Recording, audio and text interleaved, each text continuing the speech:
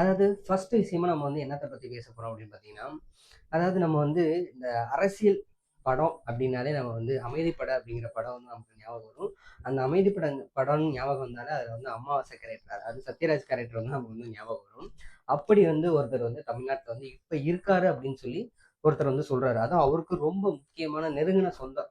அவர் வந்து நேரடியாகவே வந்து ஒரு இன்டர்வியூல வந்து சொல்றாரு. அது என்ன சொல்றாரு அப்படின்னு பார்த்தீங்கன்னா, அதாவது வந்து டிவிகேல இருக்காரு பார்த்தீங்களா, ஆதவ் அர்ஜுனா. அதாவது தேர்தல் பிரச்சார மேலாண்மை பொதுச் செயலாளர். அவர் வந்து அமைதிப்படை அமாவாசை சத்யராஜை விட ரொம்ப மோசமானவர் அப்படின்னு வந்து நான் சொல்லலை, அவருடைய மச்சான் அவர் வந்து சொல்றாரு. அதாவது என்ன அப்படின்னு பார்த்தீங்கன்னா, இப்போ வந்து ஒரு 2 நாளைக்கு முன்னாடி வந்து நக்கீரன் கோபால் இந்த மாதிரியான மூத்த பத்திரிகையாளர்கள் இருக்காங்க பார்த்தீங்களா, அவங்கலாம் வந்து என்ன சொல்றாங்கன்னா, விஜய் கட்சிக்கு வந்து இந்த லாட்ரி மார்ட்டின் குடும்பத்துல இருந்து வந்து நிறைய ஃபண்ட் வந்து கொடுக்குறாங்க.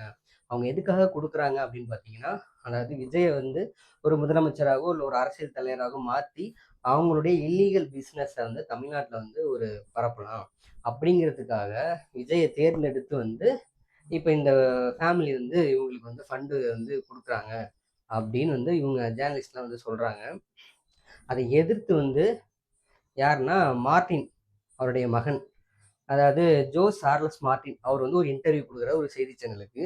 அதில் தான் வந்து அவர் வந்து என்ன சொல்கிறாரு அப்படின்னு பார்த்தீங்கன்னா, நாங்கள் வந்து ஆதவ அர்ஜுனா வந்து அவர் பேக்ரவுண்டை பற்றி பெருசாக விசாரிக்காமல் வந்து நாங்கள் பொண்ணு கொடுத்துட்டோம்.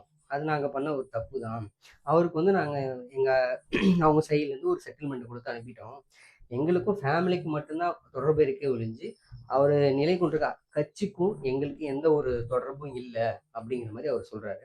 அதோட அவர் நிப்பாட்டாமல் அவர் இன்னொன்று என்ன சொல்கிறாரு அப்படின்னு பார்த்தீங்கன்னா, ஆதவ அர்ஜுனா வந்து ஒரு அமைதிப்படை அமாவாசை சத்யராஜ் கேரக்டர் மாதிரி அவருக்கு.